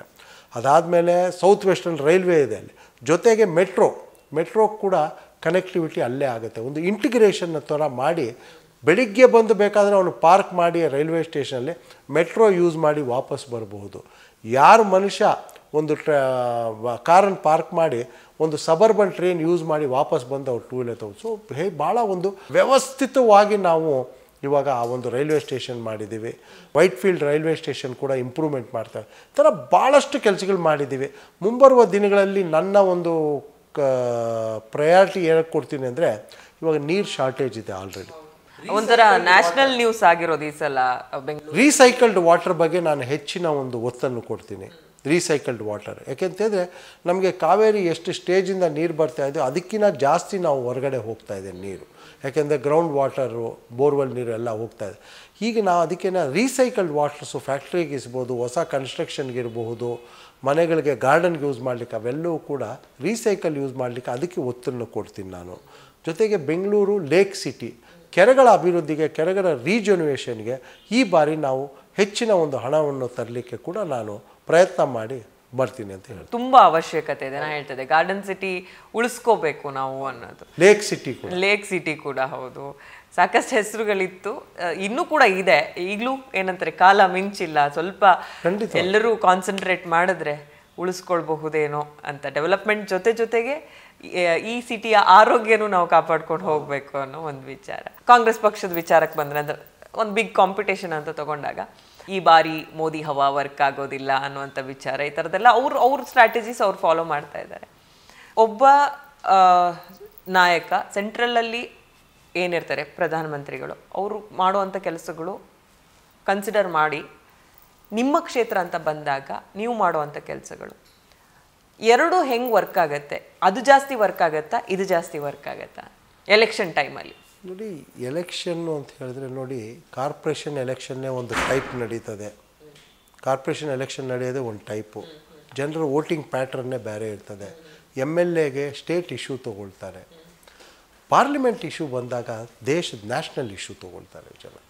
ಇವತ್ತು ಆ ಪಕ್ಷದ ಯಾರು ಪ್ರಧಾನಿ, ಆ ಪಕ್ಷದ ಪ್ರಧಾನಿಯ ಬ್ಯಾಕ್ಗ್ರೌಂಡ್ ಏನು, ಅವರು ಈ ದೇಶಕ್ಕೆ ಮಾಡಿರೋಂಥ ಕೆಲಸ ಏನು, ಈ ದೇಶಕ್ಕೆ ಜನ ಕೊಟ್ಟಿರೋ ಕೊಡುಗೆ ಏನು ಅಂತ ಹೇಳ್ತಾರೆ. ನೋಡಿ, 2014ರಲ್ಲಿ ನಾವು ನರೇಂದ್ರ ಮೋದಿಜಿಯವ್ರನ್ನ ದೇಶದ ಪ್ರಧಾನಮಂತ್ರಿಯ ಕ್ಯಾಂಡಿಡೇಟಾಗಿ ಘೋಷಣೆ ಮಾಡಿದ್ವಿ. ಅವರು 13 ವರ್ಷ ಹಿಂದೆ ಒಂದು ಏನು ಮಾಡಿದ್ದಂತಹ ಮುಖ್ಯಮಂತ್ರಿಗಳಾಗಿ ಕೆಲಸ ಜನ ನೋಡಿದ್ರು. ಗುಜರಾತಲ್ಲಿ ಒಳ್ಳೆ ಕೆಲಸ ಮಾಡಿದ್ದಾರೆ. ಇವರು ದೇಶದ ಪ್ರಧಾನಿ ಆದರೆ ನಮ್ಮ ದೇಶವನ್ನು ಉನ್ನತ ಮಟ್ಟಕ್ಕೆ ತೊಗೊಂಡು ಹೋಗ್ತಾರೆ ಅಂತ ಹೇಳಿ ಫಸ್ಟ್ ಟೈಮ್ 30 ವರ್ಷಗಳ ನಂತರ ಅಬ್ಸಲ್ಯೂಟ್ ಮೆಜಾರಿಟಿ ಆ ಹೆಸರಿಗೆ ಜನ ಕೊಟ್ಟರು. ನರೇಂದ್ರ ಮೋದಿ ಮತ್ತು ಭಾರತೀಯ ಜನತಾ ಪಾರ್ಟಿ ಒಳ್ಳೆಯ ಅಧಿಕಾರ ಕೊಡ್ತಾರೆ ಅಂತೇಳಿ 263 ಸೀಟ್ ಕೊಟ್ಟರು. ಅದಾದ ಮೇಲೆ 2019ರಲ್ಲಿ ಎಲೆಕ್ಷನ್ ಹೋದ್ವಿ. ನಾರ್ಮಲಿ 5 ವರ್ಷ ನೀವು ಏನು ಅಧಿಕಾರ ಮಾಡಿದ್ಮೇಲೆ ಆ್ಯಂಟಿ ಇನ್ಕಂಬೆನ್ಸಿ ಅಂತ ಬರುತ್ತೆ. ಯಾವಾಗ ಆ್ಯಂಟಿ ಇನ್ಕಂಬೆನ್ಸಿ ಅಂತ ಬರುತ್ತೆ ಅಂತ ಹೇಳಿದ್ರೆ ನೀವು ಕೆಲಸ ಮಾಡಿಲ್ಲ ಅಂತ ಹೇಳಿದ್ರೆ 2019ರಲ್ಲಿ 303 ಸೀಟ್ ಬರ್ತದೆ. ಇವತ್ತು 10 ವರ್ಷಗಳ ಆಡಳಿತ ಆದಮೇಲೆ ಇವತ್ತು ನಾವು ಹೋಗ್ತಾ ಇದ್ದೀವಿ 2024ರಲ್ಲಿ 400ಕ್ಕೂ ಜಾಸ್ತಿ ಹೆಚ್ಚು NDAಗೆ ಬರುತ್ತೆ, 370ಕ್ಕೂ ಹೆಚ್ಚು BJPಗೇನೆ ಬರುತ್ತೆ ಅಂಥೇಳಿ ಪ್ರಿಡಿಕ್ಷನ್ ಇದೆ. ಇದರಲ್ಲಿ ಯಾವುದೇ ಒಂದು ಡೌಟ್ ಕೂಡ ಇಲ್ಲ. ಯಾಕೆ ಅಂತ ಹೇಳಿದ್ರೆ ನರೇಂದ್ರ ಮೋದಿಯವರು ಈ ದೇಶದ ಪ್ರಧಾನಮಂತ್ರಿಯಾಗಿ 3ನೇ ಬಾರಿ ಪ್ರಮಾಣ ವಚನ ತೊಗೊಳ್ತಾರೆ, ಅದರಲ್ಲಿ ಡೌಟೇ ಇಲ್ಲ. BJPಗೂ 370 ಸೀಟ್ ಕೂಡ ಹೆಚ್ಚು ಬರುತ್ತೆ. ಯಾಕೆ ಅಂತ ಹೇಳಿದ್ರೆ ನಾನು ಯಾಕೆ ಹೇಳಿದೆ ಅಂದರೆ ವರ್ಷ ಪಾಪ್ಯುಲಾರಿಟಿ ಜಾಸ್ತಿ ಆಗ್ತಾಯಿದೆ ಮೋದಿಜಿಯವ್ರದ್ದು. ಯಾಕೆ ಅಂತ ಹೇಳಿದ್ರೆ 75 ವರ್ಷಗಳಲ್ಲಿ ಆಗಿರೋ ಕೆಲಸ ಕೇವಲ 10 ವರ್ಷಗಳಲ್ಲಿ ಮಾಡಿದ್ದಾರೆ. ಜನ ಅದನ್ನು ಜ್ಞಾಪಕ ತಗೊಳ್ಳಿ. 140 ಕೋಟಿ ಜನಸಂಖ್ಯೆ ಈ ದೇಶದಲ್ಲಿ ನರೇಂದ್ರ ಮೋದಿಯವರು ಪ್ರಧಾನಮಂತ್ರಿ ಆಗೋವರೆಗೂ 3 ಕೋಟಿ ಜನ ಮಾತ್ರ ಬ್ಯಾಂಕ್ ಅಕೌಂಟನ್ನು ಹೊಂದಿದ್ರು. ಯಾರು? ಬರೀ ಸಾಹುಕಾರರು. ಟುಡೇ ಇವತ್ತು 52 ಕೋಟಿ ಜನ ಬ್ಯಾಂಕ್ ಅಕೌಂಟನ್ನು ಹೊಂದಿದ್ದಾರೆ. ಈ ದೇಶದ ಕಡೆಯ ಮನುಷ್ಯ ಕೂಡ ಬ್ಯಾಂಕ್ ಅಕೌಂಟನ್ನು ಹೊಂದಿದ್ದಾರೆ. ಒಬ್ಬ ಬೀದಿ ಬದಿ ವ್ಯಾಪಾರಸ್ಥ ಅವನ ಆಧಾರ್ ಕಾರ್ಡ್ ತೊಗೊಂಡು ಬ್ಯಾಂಕ್ ಒಳಗೆ ಹೋದರೆ ಅವನಿಗೆ 3 ದಿವಸ ಒಳಗಡೆ ಅವನಿಗೆ 10,000 ರೂಪಾಯಿ ಲೋನ್ ಕೊಡ್ತಾರೆ. 10,000 ರೂಪಾಯಿ. ಒಬ್ಬ ಯುವಕ ಆಗಲಿ ಯುವತಿ ಆಗಲಿ ಯಾರನ್ನೇ ಹೋಗಲಿ, ಯಾವುದೇ ವರ್ಗದ ಜನ ಹೋದರೂ ಕೂಡ ಮುದ್ರಾ ಯೋಜನೆಯಡಿ 50,000 ರೂಪಾಯಿಂದ 10 ಲಕ್ಷ ರೂಪಾಯಿವರೆಗೂ ಕೂಡ ಲೋನ್ ಕೊಡ್ತಾರೆ. ಭಾಳಷ್ಟು ಜನ ಕೆಲಸಕ್ಕೆ ಹೋಗ್ತಾಯಿದ್ರು. ಅವರು ಇವತ್ತು ಕೆಲಸ ಕೊಡೋಂಗೆ ಸಣ್ಣ ಸಣ್ಣ ಅಂಗಡಿಗಳು ಬ್ಯೂಟಿ ಪಾರ್ಲರ್ ಇಟ್ಕೊಂಡಿದ್ದಾರೆ, ಹೆಣ್ಣುಮಕ್ಕಳು ರೇಷನ್ ಅಂಗಡಿ ಇಟ್ಕೊಂಡಿದ್ದಾರೆ, ಬ್ಯಾಂಗಲ್ ಸ್ಟೋರ್ ಇಟ್ಕೊಂಡಿದ್ದಾರೆ, ಸಣ್ಣ ಸ್ಟೇಷ್ನರಿ ಅಂಗಡಿಗಳು ಇಟ್ಕೊಂಡಿದ್ದಾರೆ. ಇವೆಲ್ಲವೂ ಕೂಡ ಯಾರು ಕೆಲಸಕ್ಕೆ ಹೋಗ್ತಿರೋರು. ಏನಕ್ಕೆ ನಾನು ಹೇಳ್ತಾ ಇದ್ದೀನಿ ಅಂತ ಹೇಳಿದ್ರೆ, ಒಂದು ಕಾಲದಲ್ಲಿ ಕಾಂಗ್ರೆಸ್ ಕಾಲದಲ್ಲಿ ಬ್ಯಾಂಕ್ ಅಂದರೆ ಸಾಹುಕಾರರಿಗೆ, ಇವಾಗ ಈ ದೇಶದ ಸಾಮಾನ್ಯನೂ ಕೂಡ ಬ್ಯಾಂಕು ರೀಚ್ ಆಗ್ಬೋದು ಅಂಥದ್ದು ಮಾಡಿದ್ದಾರೆ. ಇವತ್ತು ಆಯುಷ್ಮಾನ್ ಭಾರತ್ 5 ಲಕ್ಷದವರೆಗೂ ಕೂಡ ಒಳ್ಳೆಯ ಒಂದು ಇನ್ಶೂರೆನ್ಸ್ ಸ್ಕೀಮು. ಅವರ ಕುಟುಂಬಕ್ಕೆ ಯಾವುದೇ ಒಂದು ತೊಂದರೆ ಆದರೂ ಕೂಡ ಹಾಸ್ಪಿಟ್ಲ್ 5 ಲಕ್ಷದವರೆಗೂ ಇನ್ಶೂರೆನ್ಸ್ ಕವರ್ ಆಗಿದೆ. ಜನ ಔಷಧಿ, ಯಾವ ಮಾತ್ರೆ ನಿಮಗೆ 100 ರೂಪಾಯಿ ಸಿಗ್ತದೆ, ಜನ ಔಷಧಿ ಕೇಂದ್ರದಲ್ಲಿ ಕೇವಲ 10 ರೂಪಾಯಿಗೆ ಸಿಕ್ಕುತ್ತೆ ಅದು. ಆಮೇಲೆ ಸ್ವಚ್ಛ ಭಾರತದ ಬಗ್ಗೆ ಎಲ್ಲರೂ ನಕ್ಕಿದ್ರೆ ಏನು ನರೇಂದ್ರ ಮೋದಿ ಅವರು ಪರ್ಕೆ ಎತ್ಕೊಂಡು ಗುಡಿಸ್ಬಿಟ್ರೆ ಆಯಿತಾ ಅಂತೇಳಿ 12 ಕೋಟಿ ಶೌಚಾಲಯಗಳನ್ನು ಕಟ್ಟಿದ್ದಾರೆ. ನೀವು ಯೋಚನೆ ಮಾಡಬೇಕು, ಬೆಳಿಗ್ಗೆ ಎದ್ದ 12 ಕೋಟಿ ಜನ ಆ ಮನೆಯವರು ಎಲ್ಲೂ ಹೋಗ್ತಾಯಿದ್ರು, ಅದರಲ್ಲೂ ಹೆಣ್ಣುಮಕ್ಕಳು ಅಂಥೇಳಿ ಬೆಳಿಗ್ಗೆ ಬೆಳಕು ಅರಿಯೋಕ್ಕೆ ಮುಂಚೆನೇ ಹೋಗಿ ಅವರ ಒಂದು ಕಾರ್ಯಗಳನ್ನು ಮುಗಿಸ್ಕೊಂಡು ಬರಬೇಕಿತ್ತು. ಇದೆಲ್ಲವನ್ನು ಕೂಡ ನೋಡಿ ಜನ ತಿಳ್ಕೊಂಡಿದ್ದಾರೆ. ಈ ದೇಶದಲ್ಲಿ ಗ್ಯಾರಂಟಿ ಯಾರು ಅಂತಂದರೆ ಒಂದೇ ಹೆಸರು, ಅದು ನರೇಂದ್ರ ಮೋದಿ. ಬೇರೆ ಯಾವುದೇ ಗ್ಯಾರಂಟಿ ಕೂಡ ಜನ ನಂಬೋದಿಲ್ಲ ಅಂತ ಹೇಳ್ತೀವಿ. 2 ಥರ ವಿಚಾರ ಇರುತ್ತೆ ಸರ್. ಪ್ರತಿ ಟರ್ಮ್, ಈ ಟರ್ಮಲ್ಲಿ ಯಾರಿಗೆ ನಾವು ಅಧಿಕಾರ ಕೊಟ್ಟಿರ್ತೀವಿ, ಯಾವ ಪಕ್ಷಕ್ಕೆ ಕೊಟ್ಟಿರ್ತೀವಿ, ಮುಂದಿನ ಟರ್ಮ್ಗೂ ಅವರಿಗೆ ಕೊಟ್ಟರೆ ಇಲ್ಲಿ ಒಂದಷ್ಟು ದೂರಾಲೋಚನೆಗಳು ಅಂದರೆ ಒಂದಷ್ಟು ಪ್ರಾಜೆಕ್ಟ್ಸ್ಗಳು ಈ ಟರ್ಮಿಗೆ ಮುಗ್ದಿರಲ್ಲ. ನೆಕ್ಸ್ಟ್ ಟರ್ಮಿಗೆ ಬೇರೆಯವ್ರಿಗೆ ಅಧಿಕಾರ ಸಿಕ್ಬಿಟ್ರೆ ನಿಮ್ದೆಲ್ಲ ಏನು ಈ ಒಂದು ಪಕ್ಷ ಅಥವಾ ಈ ಪಾರ್ಟಿ ಏನೆಲ್ಲ ದೇಶದ ಬಗ್ಗೆ ಯೋಜನೆ ಹಾಕೊಂಡಿರುತ್ತೆ ಅದಲ್ಲೇ ಉಳ್ಕೊಂಡ್ಬಿಡುತ್ತೆ, ಕೆಲಸಗಳು ಕಂಪ್ಲೀಟ್ ಆಗಕ್ಕೆ ಸಾಧ್ಯ ಆಗೋದಿಲ್ಲ ಅನ್ನೋವಂಥದ್ದು. ಇನ್ನೊಂದು ವಿಚಾರ ಕೂಡ ಇದೆ, ಒನ್ ಟರ್ಮಲ್ಲಿ ಗೆಲ್ಸಿದವ್ರನ್ನೇ ಮತ್ತೆ ನಾವು ಗೆಲ್ಲಿಸ್ತಾ ಇದ್ರೆ ಎಲ್ಲೋ ಒಂದು ಕಡೆ ಸರ್ವಾಧಿಕಾರಿ ಧೋರಣೆ ಆಗ್ಬಿಡುತ್ತೆ. ಈ ಥರದ ಚರ್ಚೆಗಳು ಇದ್ದೇ ಇರುತ್ತೆ ಪ್ರತಿ ಬಾರಿ ಎಲೆಕ್ಷನ್ ಟೈಮಲ್ಲೂ. ನಿಮಗೆ ಏನು ಅನ್ಸುತ್ತೆ ಆ್ಯಸ್ ಎ ಲೀಡರ್? ಅಂದರೆ ನಾನು ನೋಡಿದ ಹಾಗೆ ನೀವು ಹೇಳಿದ್ರಿ ಒಂದಷ್ಟು ದೊಡ್ಡ ಲಿಸ್ಟೇ ಇದೆ ಡೆವಲಪ್ಮೆಂಟ್ ಅಂತ ಬಂದಾಗ, ದೇಶದ ಡೆವಲಪ್ಮೆಂಟ್ ಜೊತೆಗೆ ಗಡಿ ಭಾಗ ಅಥವಾ ಬೇರೆ ದೇಶದ ಜೊತೆ ನಮ್ಮ ದೇಶದ ರಿಲೇಷನ್ಶಿಪ್ ವಿಚಾರಗಳಾಗಿರ್ಬೋದು, ದೇಶದ ಸೆಕ್ಯೂರಿಟಿ ವಿಚಾರದಲ್ಲಾಗಿರ್ಬೋದು, ದೊಡ್ಡ ಡಿಸಿಷನ್ಗಳಾಗಿದೆ ನಿಮ್ಮ ಪಕ್ಷ ಅಧಿಕಾರಕ್ಕೆ ಬಂದ ಮೇಲೆ. ಈ ಟರ್ಮ್ಗೂ ಕೊಟ್ಟರೆ ಇದೊಂದು ಇದೆಯಲ್ಲ, ಒಂದು ಲೈನ್ ಇದೆಯಲ್ಲ, ಸರ್ವಾಧಿಕಾರಿ ಧೋರಣೆ ಆಗ್ಬಿಟ್ರೆ ಅನ್ನೋದು ಒಂದು ಬೇರೆ ಪಕ್ಷದವರು ಅದೇ ವಿಚಾರನ ಇಟ್ಕೊಂಡು. ಜನಕ್ಕೆ ಇವತ್ತು ನರೇಂದ್ರ ಮೋದಿಯ ಮೇಲೆ ಒಂದು ವಿಶ್ವಾಸ ಇದೆ. 13 ವರ್ಷಗಳ ಕಾಲ ಒಳ್ಳೆಯ ಮುಖ್ಯಮಂತ್ರಿಯಾಗಿ ಕೆಲಸ ಮಾಡಿದರು, 10 ವರ್ಷಗಳ ಕಾಲ ಒಳ್ಳೆಯ ಪ್ರಧಾನಮಂತ್ರಿಯಾಗಿ ಕೆಲಸ ಮಾಡಿದ್ದಾರೆ. ನೋಡಿ, ಕೋವಿಡ್ಡಿನ ನಂತರ ಇಡೀ ಪ್ರಪಂಚವೇ ತಲ್ಲಣಗೊಂಡಿದೆ. ಎಲ್ಲರ ಒಂದು ಆರ್ಥಿಕ ಪರಿಸ್ಥಿತಿ ಹೀನಾಯ ಪರಿಸ್ಥಿತಿಗೆ ಹೋಯಿತು. ಆದರೆ ನಮ್ಮ ದೇಶದ್ದು ಕೋವಿಡ್ಡಿನ ನಂತರ ನಮ್ಮ ದೇಶದ ಆರ್ಥಿಕ ಪರಿಸ್ಥಿತಿ 10th ಲಾರ್ಜೆಸ್ಟ್ ಎಕಾನಮಿ ಇದ್ದದ್ದು 5th ಲಾರ್ಜೆಸ್ಟಿಗೆ ಬಂದ್ವಿ. ಮುಂಬರುವ ದಿನಗಳಲ್ಲಿ ಸೂರ್ಯ ಚಂದ್ರ ಹುಟ್ಟೋದು ಹೇಗೆ ಸತ್ಯನೋ ಅದೇ ರೀತಿ ನರೇಂದ್ರ ಮೋದಿಯವರು ಕೂಡ 3ನೇ ಬಾರಿ ಪ್ರಧಾನಮಂತ್ರಿ ಆಗ್ತಾರೆ. ನಮ್ಮನ್ನು 3ನೇ ದೊಡ್ಡ ಆರ್ಥಿಕ ಶಕ್ತಿಯಾಗಿ ತೊಗೊಂಡು ಹೋಗ್ತಾರೆ ಅಂಥೇಳಿ ಜನ ಮಾತಾಡ್ತಾ ಇದ್ದಾರೆ. ಇವತ್ತು ನರೇಂದ್ರ ಮೋದಿ ಅವ್ರ ಮೇಲೆ ಎಷ್ಟು ಗೌರವ ಇದೆ ಅಂತ ಹೇಳಿದ್ರೆ, ನಾನು ಬೆಳಿಗ್ಗೆ 6 ಗಂಟೆ 6:30ಗೆ ಪಾರ್ಕ್ಗೆ ಹೋಗ್ತೀನಿ. ಯಾಕೆ ಅಂತ ಹೇಳಿದ್ರೆ ಕೆಲವು ಪಾರ್ಕ್ಗಳಲ್ಲಿ 300 ಜನ 400 ಜನ ಅಟ್ ಎ ಟೈಮ್ ಸಿಗ್ತಾರೆ ನಮಗೆ. ಅವ್ರನ್ನ ಮಾತಾಡಲಿಕ್ಕೆ, ಅವ್ರ ಹತ್ರ ಇಂಟ್ರ್ಯಾಕ್ಟ್ ಮಾಡಲಿಕ್ಕೆ ಚೆನ್ನಾಗಿದೆ. ನಾನು ಪಾಂಪ್ಲೆಟ್ ಕೊಟ್ಟು ಒಂದು ರೌಂಡ್ ಹೋಗಿ ಬರೋದ್ರೊಳಗಡೆ ಬಹಳ ಜನ ಪಾಂಪ್ಲೆಟ್ ಹಿಡ್ಕೊಂಡು ಆ ಬೆಂಚ್ ಮೇಲೆ ಓದ್ತಾ ಇರ್ತಾರೆ. ಅಂದರೆ ಅವರ ಒಂದು ಕೆಲಸದ ಬಗ್ಗೆ ಅಷ್ಟು ಒಂದು ಗೌರವ. ಇವತ್ತು ಕಾಂಗ್ರೆಸ್ಸಿನ ಅಧಿಕಾರದಲ್ಲಿ 10 ವರ್ಷ ಏನು ಮಾಡಿದ್ರು ಹೇಳಿ? ಕಾಂಗ್ರೆಸ್ಸಿನ 10 ವರ್ಷದ ಅವಧಿಯಲ್ಲಿ ಏನು ಮಾಡಿದ್ರು ಹೇಳಿ? ಭ್ರಷ್ಟಾಚಾರ.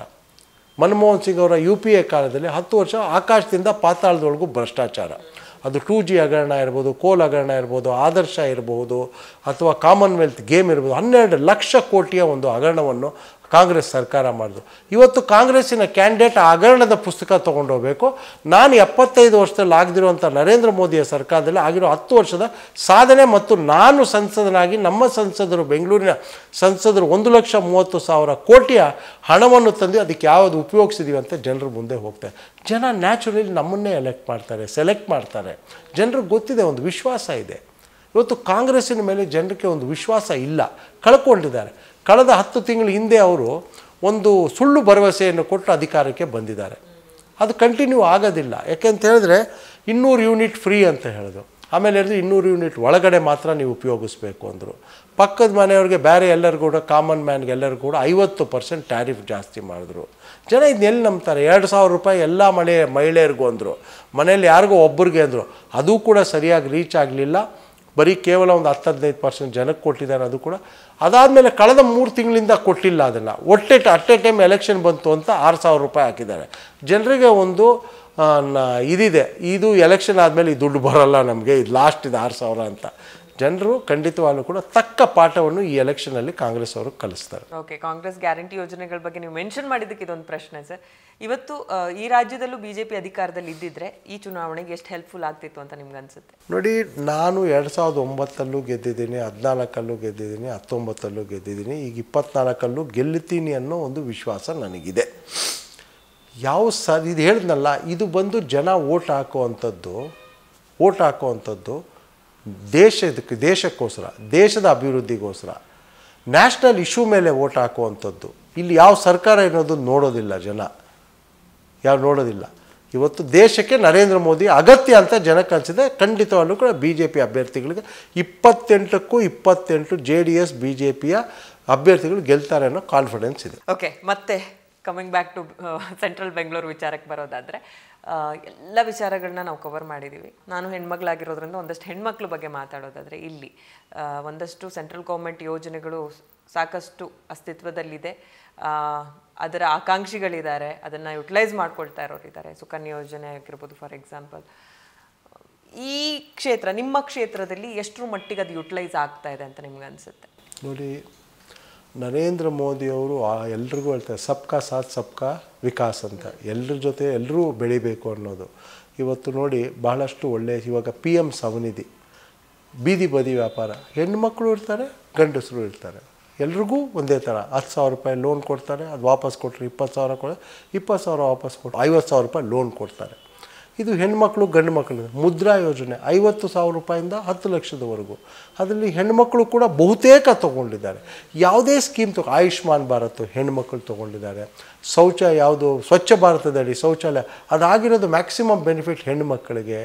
ನೀವು ಯಾವುದೇ ತೊಗೊಳ್ಳಿ, ಎಲ್ಲವನ್ನೂ ಕೂಡ ತೊಗೊಳ್ಳಿ, ಎಲ್ಲದರಲ್ಲೂ ಕೂಡ ಮಹಿಳೆಯರಿಗೆ ಲಯನ್ ಶೇರ್ ಸಿಕ್ಕಿದೆ ಅಂತ ನಾನು ಹೇಳ್ಬೋದು ಅಂತ ಹೇಳಿ.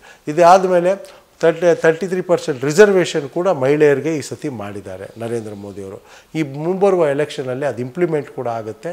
ಸೊ ಅಸೆಂಬ್ಲಿ, ಪಾರ್ಲಿಮೆಂಟ್ ಎಲ್ಲದರಲ್ಲೂ ಕೂಡ 33% ಹೆಣ್ಮಕ್ಳಿಗೆ ರಿಸರ್ವೇಷನ್ ಕೂಡ ಸಿಗುತ್ತೆ. ಹೆಣ್ಮಕ್ಳು ಗರ್ಭಿಣಿಯರಿಗೆ 6 ತಿಂಗಳು ರಜಾ ಕೊಡುವಂಥದ್ದನ್ನಾಗಿದೆ. ಇದೆಲ್ಲ ಮೊದಲಿಂದ ಇರಲಿಲ್ಲ, ಈಗೆಲ್ಲ ಹೊಸದಾಗಿ ನರೇಂದ್ರ ಮೋದಿಯವರ ಒಂದು ಇದಾಗ ಭಾಳ ಜನ ಹೆಣ್ಮಕ್ಳು ಭಾಳ ಗ್ಯಾಸು 12 ಕೋಟಿ ಜನರಿಗೆ ಫ್ರೀ ಗ್ಯಾಸ್ ಕೊಟ್ಟಿದ್ದಾರೆ. ಯಾರು ಒಲೆ ಮುಂದೆ ಸೌದೆ ಅಲ್ಲಿ ಅಡುಗೆ ಮಾಡಿ ಕಣ್ಣೀರು ಸುರಿಸ್ಕೊಂಡು ಗಂಡಂದರಿಗೆ ಮಕ್ಕಳಿಗೆ ಅಡುಗೆ ಮಾಡ್ತಿದ್ದವರು ಇವತ್ತಿಗೆ ಫ್ರೀ ಗ್ಯಾಸ್ 12 ಕೋಟಿ ಜನಕ್ಕೆ ಕೊಟ್ಟಿದ್ದಾರೆ. ಈ ಥರ ಭಾಳಷ್ಟು ಸ್ಕೀಮ್ಗಳಿದ್ದಾವೆ. ಪೊಲಿಟಿಕಲ್ ಲೀಡರ್ಸ್ ಅಂದರೆ ಕಾಂಟ್ರವರ್ಸಿ ಜೊತೆಗೆ ಬರುತ್ತೆ ಅನ್ನೋಂಥ ವಿಚಾರ. ನಿಮ್ಮ ವಿಚಾರಕ್ಕೆ ಬಂದರೆ ತದ್ವಿರುದ್ಧ. ನಿಮ್ಮ ಸೀನಿಯಾರಿಟಿ ಅಥವಾ ಇಷ್ಟು ವರ್ಷದ ಎಕ್ಸ್ಪೀರಿಯನ್ಸು ಒಂದಷ್ಟು ಪ್ರಾಬ್ಲಮ್ ಸಾಲ್ವಿಂಗ್ ವಿಚಾರದಲ್ಲಿ ನಿಮಗೆ ಎಷ್ಟು ಮಟ್ಟಿಗೆ ಹೆಲ್ಪ್ ಆಗ್ತಿದೆ, ಅಥವಾ ಹೆಂಗೆ ಮ್ಯಾನೇಜ್ ಮಾಡ್ತೀರಾ? ಕಾಂಟ್ರವರ್ಸಿ ಇಲ್ಲದೆ ಕೇವಲ ಕೆಲಸದಿಂದ ಅಷ್ಟೇ ಹೆಸರು ಮಾಡ್ತಾ ಇರುವಂಥ ನಾಯಕರು ನೀವು. ನೋಡಿ, ಒಬ್ಬೊಬ್ಬರ ನೇಚರ್ ಒಂದೊಂದು ಥರ. ನನ್ನ ನೇಚರು, ನನ್ನ ಒಂದು ಸ್ವಭಾವ ಕಾಂಟ್ರವರ್ಸಿಗೆ ನನಗೆ ನೆಸ್ಸರಿ ಇಲ್ಲ, ಆಯ್ತಲ್ಲ. ನನಗೆ ಬೇಕಾಗಿರುವಂಥದ್ದು ನನ್ನ ಕ್ಷೇತ್ರದ ಜನ ಸಂತೋಷವಾಗಿರಬೇಕು, ನನ್ನ ಜೊತೆಗೆ ಏನು ಅಂತ ಹೇಳಿದ್ರೆ ನಾನು ಅಭಿವೃದ್ಧಿಯ ಬಗ್ಗೆ ಅಷ್ಟೇ. ಸಬರ್ಬನ್ ಟ್ರೈನ್ ತರಬೇಕು ಅಂತ 15 ವರ್ಷಗಳಿಂದ ಕನಸಿತ್ತು, ಆಯಿತು, ಭಾಳ ಖುಷಿ ನನಗೆ. ಸ್ಮಾರ್ಟ್ ಸಿಟಿಯಲ್ಲಿ 1000 ಕೋಟಿ ಕೆಲಸ ಆಗಿದೆ, ಭಾಳ ಸಂತೋಷ. ಮೆಟ್ರೋದು ಬೈಯಪ್ನಳ್ಳಿ ಮತ್ತು ವೈಟ್ಫೀಲ್ಡ್ ಲೈನ್ ಆಗಿದೆ, ಭಾಳ ಸಂತೋಷ. ಟ್ರೈನ್ ಹೋಗ್ತಾ ಇದೆ, ಖುಷಿ ಆಗುತ್ತೆ. ಇದು ನನ್ನ ಒಂದು ಪ್ಯಾಷನ್ನು. ನಾನು ಯಾವುದೋ ಕಾಂಟ್ರವರ್ಸಿ ಕೊಟ್ಟು ನನಗೇನಾಗಬೇಕಿದೆ, ಜನಕ್ಕೇನು ಬೇಕಿದೆ, ಚುನಾಯಿತ ಪ್ರತಿನಿಧಿ ಕ್ಷೇತ್ರಕ್ಕೆ ಕೆಲಸ ಮಾಡಬೇಕು. ಆ ಕೆಲಸ ನಾನು ಮಾಡ್ತಾಯಿದ್ದೀನಿ. ನನ್ನನ್ನು ಜನ ಇಷ್ಟಪಟ್ಟು 2 ಸತಿ MLA ಮಾಡಿದ್ರು, 3 ಸತಿ MP ಮಾಡಿದ್ದಾರೆ. 4ನೇ ಸತಿ ನಾನು ಪಾಂಪ್ಲೆಟ್ ಕೊಡೋಕೆ ಹೋದರೆ ನಿಮ್ಮನ್ನು ಖಂಡಿತವಾಗ್ಲೂ ಗೆಲ್ಲಿಸ್ತೀವಿ ಅಂತ ಹೇಳ್ತಾರೆ. ಇದಕ್ಕಿಂತ ಇನ್ನೇನು ಬೇಕು? ನಾನು ಮಾಡ್ತಾ ಇರೋ ಕೆಲಸ ಕರೆಕ್ಟ್ ಇದೆ, ಅದರಿಂದ ಜನ ನನ್ನನ್ನು ಎಲೆಕ್ಟ್ ಮಾಡ್ತಾ ಇದ್ದಾರೆ, ನಾನು ಸಂತೋಷದಿಂದ ಇದ್ದೀನಿ. ನೀವು ಹೇಳ್ತಾ ಇದ್ರಿ ನೆಕ್ಸ್ಟ್ ಟರ್ಮಿಗೂ ಜನ ನನ್ನ ಪರವಾಗಿದ್ದಾರೆ ಅಂತ. ಅದು ನಮಗೂ ಒಂದಷ್ಟು ಸರ್ವೆಗಳು ಅಥವಾ ಒಂದಷ್ಟು ವಿಚಾರಗಳಿಂದ ಗೊತ್ತಾಗಿದೆ ಬಹುತೇಕ. What next sir? ಅಂದರೆ ಪ್ರತಿ ಸಲ ಹೊಸ ಚಾಲೆಂಜಸ್ಸು, ವರ್ಷ ಕಳೆದಂಗೂ ಸಿಟಿ ಬೆಳೀತಾ ಇದೆ, ಅದರಲ್ಲೂ ಬೆಂಗಳೂರು, ಸೆಂಟ್ರಲ್ ಬೆಂಗಳೂರು. ಈ ಬಾರಿ ಅಧಿಕಾರಕ್ಕೆ ಬಂದರೆ ಫಸ್ಟ್ ಪ್ರಿಫರೆನ್ಸ್ ಯಾವುದಕ್ಕೆ, ಅಥವಾ ಫಸ್ಟು ಚಾಲೆಂಜ್ ನೀವು ಎಕ್ಸೆಪ್ಟ್ ಮಾಡೋದು ಯಾವುದು ಅಂತ? ಚಾಲೆಂಜಸ್ಸು ಕಂಟಿನ್ಯೂಸ್ ಆಗಿ ಇದ್ದೇ ಇರ್ತದೆ. Every election is A challenge, every term is A challenge. ನಾವು ಒಂದು ಗುರಿ ಇಟ್ಕೋಬೇಕು. ನಾವು ಈಗ ಟ್ರಾನ್ಸ್ಪೋರ್ಟ್ ಬಗ್ಗೆ, ಬೆಂಗಳೂರು ಮಾಸ್ ಟ್ರಾನ್ಸ್ಪೋರ್ಟು, ಸಬರ್ಬನ್ ಬಗ್ಗೆ ಕಂಪ್ಲೀಷನ್ ಆಗಲಿಕ್ಕೆ ಈ ನೆಕ್ಸ್ಟ್ 5 ವರ್ಷದೊಳಗೆ ಮುಗಿಸ್ಬೇಕು. ಏನು on going projects of metro, ಇದಕ್ಕೆ ಹೆಚ್ಚಿನ ಸಹಕಾರವನ್ನು ಕೇಂದ್ರ ಸರ್ಕಾರದಿಂದ ಕೊಟ್ಟು ಏರ್ಪೋರ್ಟ್ ಲೈನ್ ಕೂಡ ಕನೆಕ್ಟಿವಿಟಿ ಅದು ಮುಗಿಬೇಕು. ಅದರ ಜೊತೆಗೆ ಬೇರೆ ಎಕ್ಸ್ಪ್ಯಾನ್ಷನ್ ಕೂಡ ಆಗಬೇಕು. ಅದಾದಮೇಲೆ ಹೆಚ್ಚಿನ ಸ್ಮಾರ್ಟ್ ಸಿಟಿ ಹಣವನ್ನು ತಂದು ಬೆಂಗಳೂರಿಗೆ ಮಾಡಬೇಕು. ರೀಸೈಕಲ್ಡ್ ವಾಟರ್ ಏನಿದೆ ಅಲ್ಲ, ಇದನ್ನು ಯೂಸ್ ಮಾಡಲಿಕ್ಕೆ ಒಂದು ರೂಲ್ಸ್ ಫ್ರೇಮ್ ಮಾಡಲಿಕ್ಕೆ ಒಂದು ಪ್ರಯತ್ನ ಮಾಡಬೇಕು. ಕೆರೆಗಳ ಅಭಿವೃದ್ಧಿ, ಲೇಕ್ ರೀಜೆನ್ಯುವೇಷನ್, ಇದನ್ನು ಮಾಡಿಸ್ಬೇಕು ಅಂತ ಇಷ್ಟನ್ನು ನನ್ನ ಕಣ್ಣು ಮುಂದೆ ಇಟ್ಕೊಂಡಿದ್ದೀನಿ. ನಾನು ಮತ್ತೆ ಅದನ್ನು ರಿಪೀಟ್ ಮಾಡ್ತಿದ್ದೀನಿ ನಿಮ್ಮ ಆನ್ಸರಿಂದ. ಅಂದರೆ ಬೆಂಗಳೂರಿನ ಆರೋಗ್ಯ ಅಥವಾ ಸೋಲ್ ಆಫ್ ಬೆಂಗಳೂರು ಏನಿತ್ತು, ಇದು ಗಾರ್ಡನ್ ಸಿಟಿ ಅನ್ನೋ ವಿಚಾರ ಅಥವಾ ಲೇಕ್ ಸಿಟಿ ಅಂತ ನೀವು ಹೇಳಿದ್ರಿ.